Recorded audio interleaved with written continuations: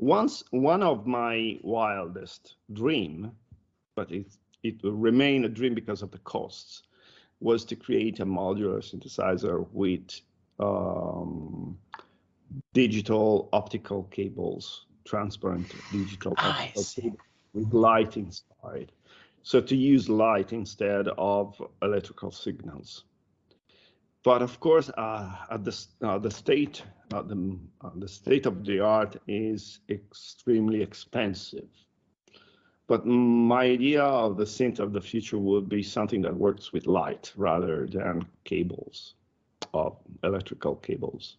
That is something I really, and I would like a very different kind of dials and potentiometers. I would like transparent things, colored things. I would like something coming from the future, not from the 60s. Yeah. And be inspired by the aesthetics of some 1970s science fiction, which depicted the technology really with fantasy, with crystal or plastic transparent things and transparent cables, light. This is really nice, and I think it could work. I don't know, maybe in the future it will be feasible, but I dream of future machines which doesn't look as a 1960s equipment. But neither a 2000 equipment and neither a 1980s equipment. No gray panels, no small LEDs, no square with many buttons that we see everywhere. They are so boring to me. I think that we need some future forwarding thinking about design. I would like to see something like that in the future. Very motivating ideas. Yeah, indeed. Someone is listening, maybe someone say, oh, well, that's not a bad idea, let's try it.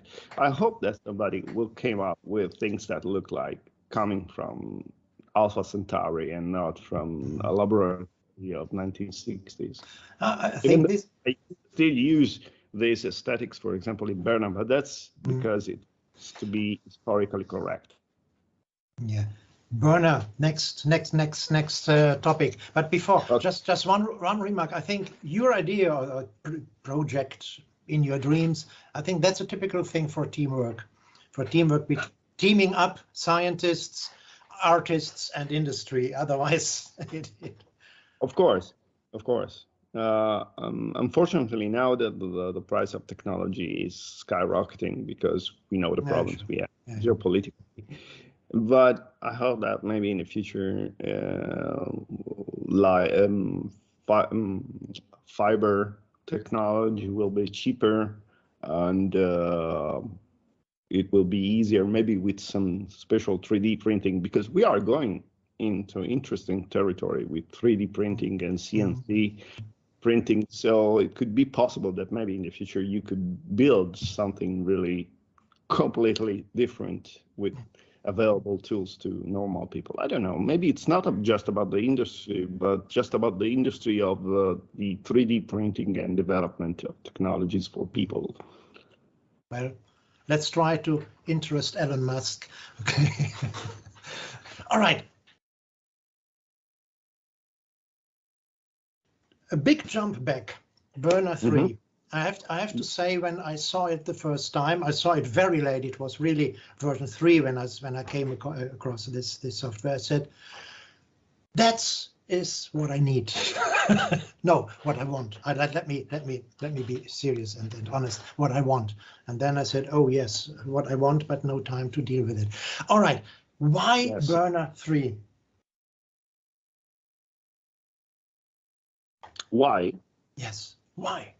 Or why Berna, the idea? Developed to the third version, or no, I know the idea of reproducing the German and Italian and London studio equipment. Because a couple of reasons. The first one is that I am very proud and interested by the work made in Italy about electronic music back in the 50s. In 1954, when the national television RAI Phonologia studio was built in Milan. It was the biggest electronic music studios ever. It was bigger than Cologne. It was bigger than French radio. It was equipped with custom equipment created by a physicist, which was Alfredo Lietti. And I am very proud of this history of electronic music in Milan, because of course Milan is also the hometown of the futurists. Luigi Russolo was making concerts of the futurists in Milan. So I have this kind of love for the tradition we had. So at the beginning of Berna 1 was just a reproduction of the RAI studio. Then I decided with the number 3 to include the equipment of the VDR studio in Cologne. Especially, I made a lot of research about the thousand at the VDR. And the second reason I built it is because I am a teacher since 2001, and I teach electronic music. And I think that kids really need, in conservatory or music schools, really need a tool that explain them as much realistic as possible how it was made back in the 50s before the synthesizer. And I am honest to say this, I am surprised that no companies thought of this before. No, I mean, it could be very well a huge company product, I think. Is one of the products that I think that could have a large public, even with normal traditional musician of electronic music. And I'm surprised it didn't happen. So nobody did. Right? It was possible. It was great to make because, of course, this includes also a huge effort in 3D design, because I do everything.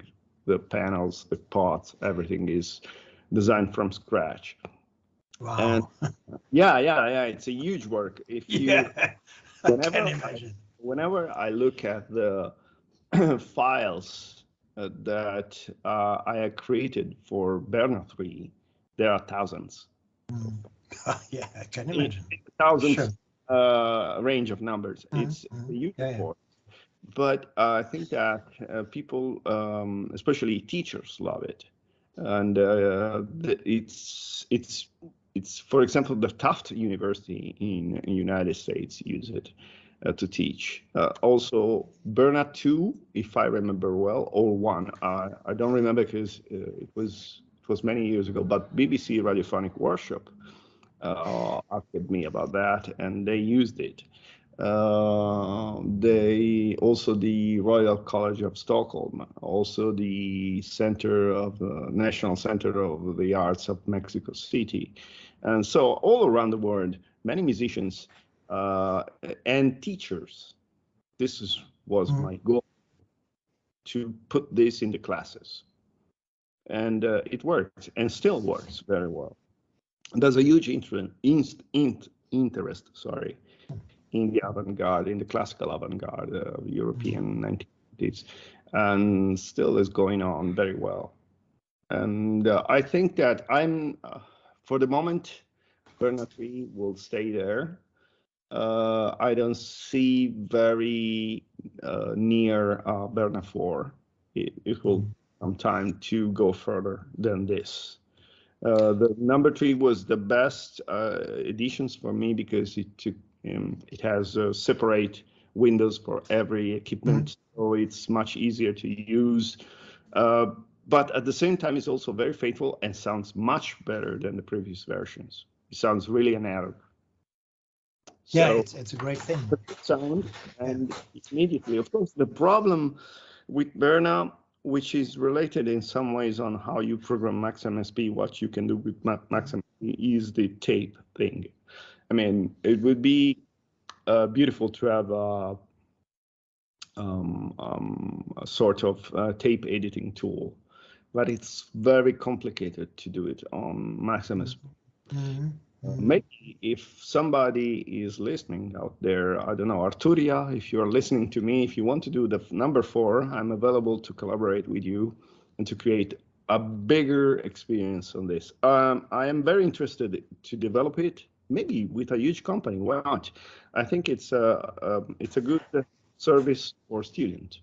It's a good service for education in schools, and it can be a wild tool for electronic music, like Robert Lipok use it.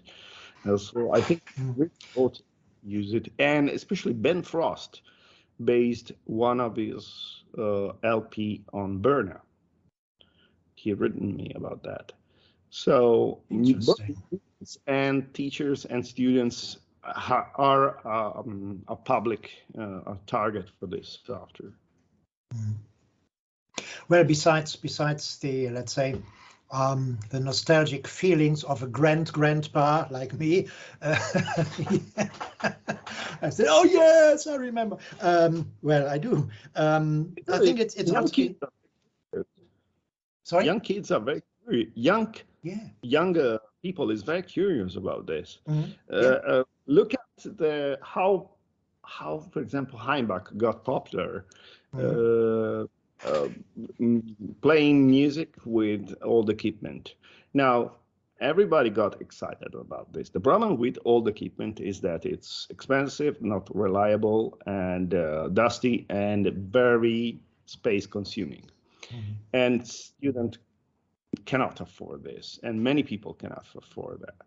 And I think that a solution with software, which is cheap and available to everybody in the world, is the solution to approach this technology in a very inexpensive way. Of course, it's not a thing to have the real deal, but believe me, having to do with the real deal is even worse than using the software. It's very complicated and it gets very expensive. You must repair stuff that nobody built anymore. So it's not. I mean, I have a huge respect for Heimbach for his research. He's extremely funny and smart, and I really like what he does.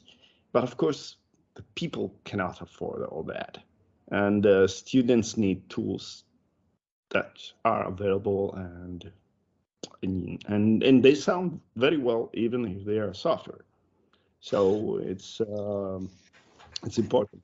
Yeah, I think it's not only on behalf of teaching or things like that. I think it also can enrich the process of getting new ideas. I don't like to repeat this phrase "back to the roots" and things like that, but it's a little bit like that. It has something with like that. Completely different. It's not about sequencers. It's not about control voltages. It's really about how do I make music with this measuring instrument made for science. These were scientific tools, not music tools. Sure. So it forces you to think completely in a different way. That's my problem with mass market tools, because they force you to think in a certain way. The loop, the sequencer, okay, but computers can do much more than this, and I can demonstrate this also with old technology which predates the synthesizer. So I think that if we create software that does things that no other software does, that completely makes you think about a different way of making music, no sequencers, different ideas. Everything can be, I think, surpassed.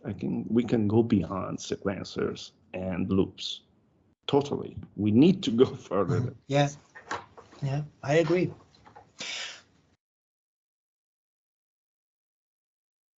Let's change the topic. Music. Okay. You produce music under 2 different, let's say, labels or names, and even music which I personally would have not expected you to make. This 19th, yeah. May I ask you to talk a little bit about your musical creativity? Okay, let's say I have two souls. One part of me is a musician, a traditional rock musician. I've been born with the bass and the gear on my hands before dealing with synthesizers. So I like to play with other musicians. I like to interact with music in a traditional way. I like the drummer, the bass, and to create the groove. I'm feeling the groove.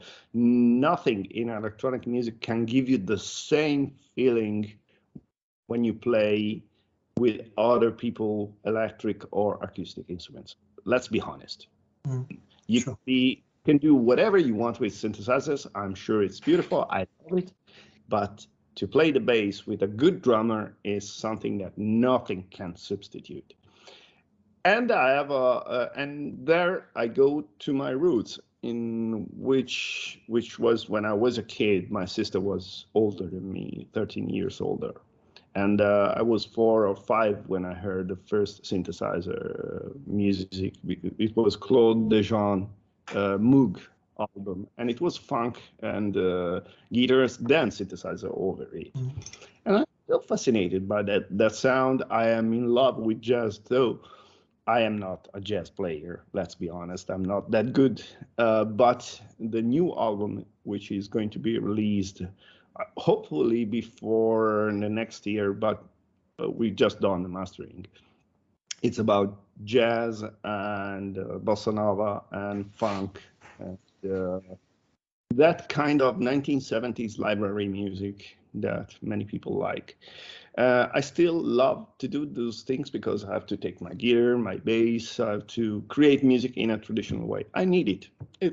I'm a musician, 100%. Okay. On the other side, there is my scientific, mathematical, experimental stuff, which computers are the tools. So I like to experiment with scientific instruments. I want to show you something here. Okay, this yes. here is a number of particle detectors. For example, this is a cosmic ray detector, which was given to me by the National Institute of Nuclear Physics in Italy. These are Geiger detectors. This is spectrometer of gamma rays. These creates X-rays. So I have a number of scientific instruments which I can connect to computer or synthesizer and make scientific phenomena react with music. So that's possible only with computers, basically, because I can program anything that develops sound from DNA or gamma rays or whatever. So I have these two souls. Okay, think of me as a musician that also like to create science music, and so I have this. I cannot say I am only this. I am only science and experimental music, and no, I cannot truly say this. I like to play the bass really much. I like to make jazz. I like to listen to a lot of music which has nothing to do with experimental or electronic music. It's something you need, you know. If you're a musician, you need to play with other musicians. You need to interact with other musicians. I had this wonderful saxophonist, Massimiliano Diotallevi, which collaborated with me on the first album, and now he collaborated with me on the next one. And I had to be honest, I really would like to have a quintet and took this stuff live. It's difficult because to find 5 people and go into it's not that easy, especially now. But I really would like to do it for at least for some.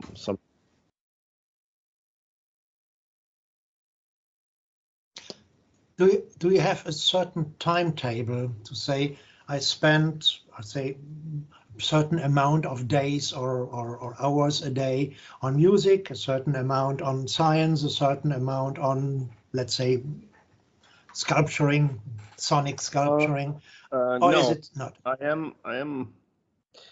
am more compulsive. I make something until I get exhausted, I see. and then I pass on another thing. For example, I written the new album in 2 months. Mm-hmm. When I was finished with Bento and Ongaku, I was exhausted about programming, about formulas, about equations, about noises. I need a break. And then I written this album in 2 months, and then I got exhausted also about that, of course, because making an album in 2 months, it's kind of a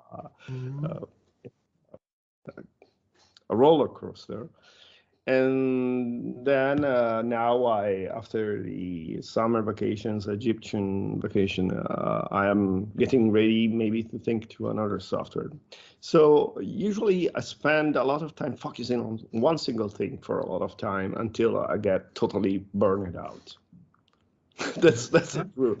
I don't divide my day, even though I must tell also to you that I often take some time, like 1 hour a day, if possible, to play my lyre. I play ancient music, ancient a guitar, which is a form of wooden lyre. And I really enjoy to play, but that's just for myself, just because I like the sound, I like the instrument, I love it. Or I go to the park, for example, and I sit on a chair in the park all by my own, and I play for 1 hour, just because I need it. But that's without any intention to make an album or a product or sound or something to sell to people. It's just for my pleasure. I need to do that. But beside that, I am one kind of person that do something until it burns out and and it's done. Okay. I'm really, like, when I work, I'm really focused on something and I do something else. Okay. What about? Yeah. Okay. Well, yes, it's all right. I tried this approach, but it didn't work with me. I have to have a strong division, not every day, but every week is divided into different. All right. What about these ugly things like marketing, social media campaigns and things like that? Do you do this at all? Do you need it? Do you want to do it? Do you do it yourself? Unfortunately, we need it. In a way, I have this, like many people from my generation, which is the last generation who was living without the internet. Mm-hmm. Okay. And then the internet arrived. Then the other generation started with already the internet and everything else. I don't like it in many ways. For example, I think it's a toxic.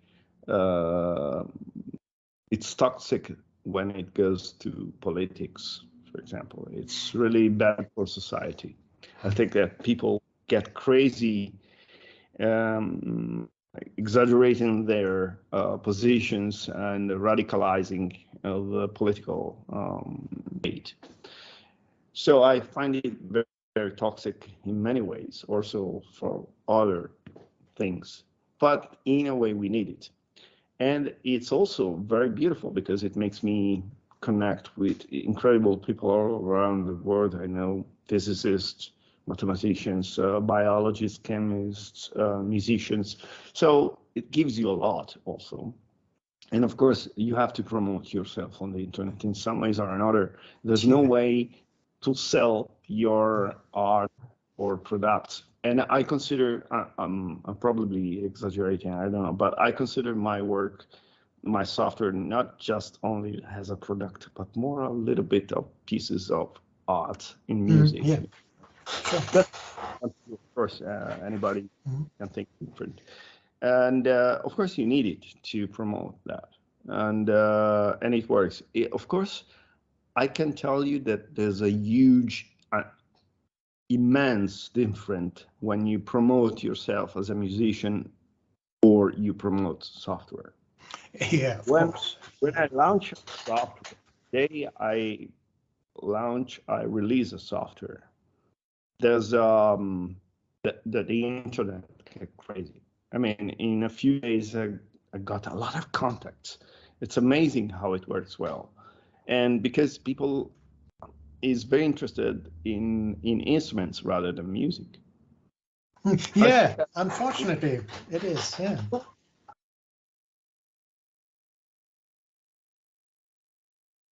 I have tried to analyze this, and in my opinion, the record of today is the instrument.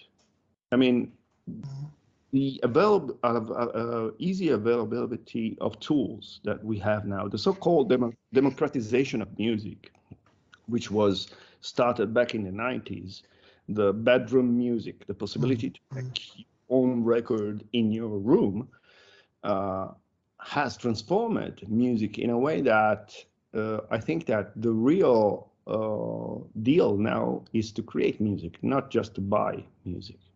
Probably we have more musicians than listeners nowadays in electronic music. Everybody who listens to electronic music is probably a musician of electronic music. And so the instrument, so I think that we are kind of creating our own sonic world instead of having the sonic world of another artist. I think that the music has changed. Electronic music has changed the way we use music, the way we experience music. Nowadays, it's interactive. I do it. I take a mobile phone, I can do music. I mean, the means we have to create music immense. So therefore, I see that there is this huge crisis of music business made by the internet, but also made by the fact that people create rather than listen the work of other people. I don't know if this is better or good. I still don't have an idea.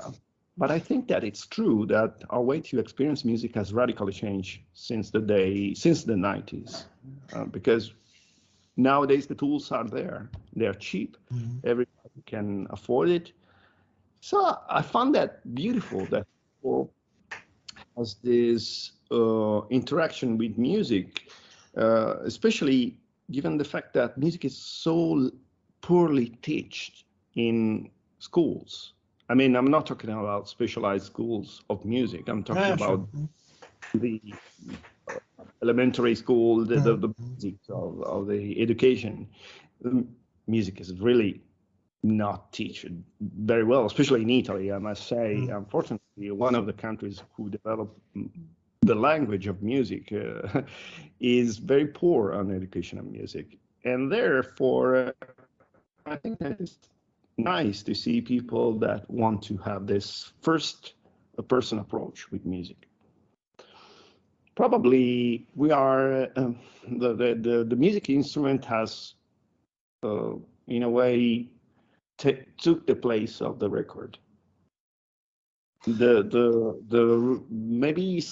the creator of the instrument is a new form of artist, and the listener is active and not passive.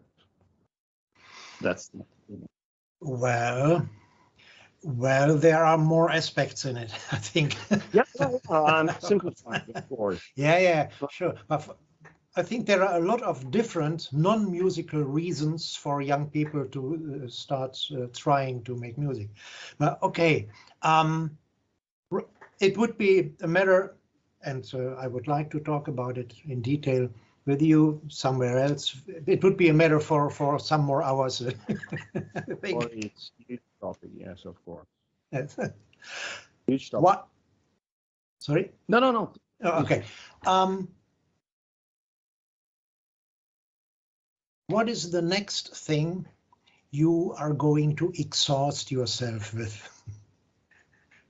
That's a really good question. Okay, I have some ideas, but they are in a very early stage. I'm talking about software. I think there's room for a new software of mine, which will have a huge inspiration from the esoteric world. And that's another weird idea of mine. I think there's room for something like that. I am just gaining ideas, but I want to say also, and this is probably funny to say here, but it's important because it's one part of my work. I am going to publish a book on, I think it should be available, but unfortunately in Italian so far, in October or November. So we are finished. We are just preparing printing and stuff like this. I have written a book on Freemasonry symbolism because I am a Freemason and I studied a lot of esoteric symbolism. So it's possible that probably some part of my work on esoteric stuff could enter inside my tools of music. So yeah, I got those because when I was finishing the album, I was also finishing a book and a deck of cards with something like 100 illustrations. So so the book is going to be released in about, I think, 2 or 3 months, and that's something that I think has inspired me for new interfaces. I don't know, it's possible. I have no plans at this moment because we are in September and I have the beginning of the classes in the campuses I work. So at this very moment, I am writing the syllabus of every class. It's not about music, but about teaching, about organizing my schedule and students. Going to be a great work because I have several campuses I work for, even some American campuses, and therefore this is a moment of thinking. I see. Looking at my inspiration, what are they? Where I can go, what I can do. It's probable, not certain, but it's probable that I may produce something in the software field which has something to do with exoteric symbolism. That sounds amazingly interesting. Yeah, really. Sounds crazy, but again, it's about giving to music new interfaces, new look, new inspiration. One day my inspiration can be X-rays, the other day can be ancient Egyptian symbology. I don't know. It's the beauty of it, because this incredible tools we have give us the chance to create anything, literally. So it could be very well. Yeah.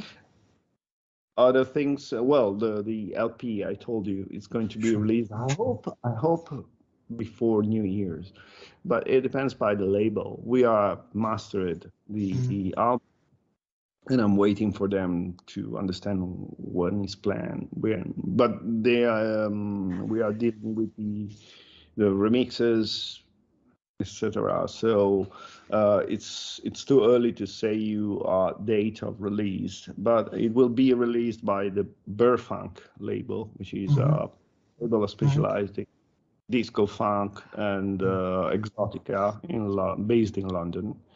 One of the head of Burfunk is Stevie Cotting, who's an excellent DJ and a fine searcher of music with a super taste. I'm pretty happy to do another work with them. So yeah, that's it. It's still I have still no ideas, concrete ideas for new software, but yeah, phases like this can be quite, let's say, demanding. Yeah, you need a time to pause and think. All right. Well, Giorgio, thank you. Oh, Thank you really, really very much. Very inspiring. I have to think about some things. And well, I'll write you an email.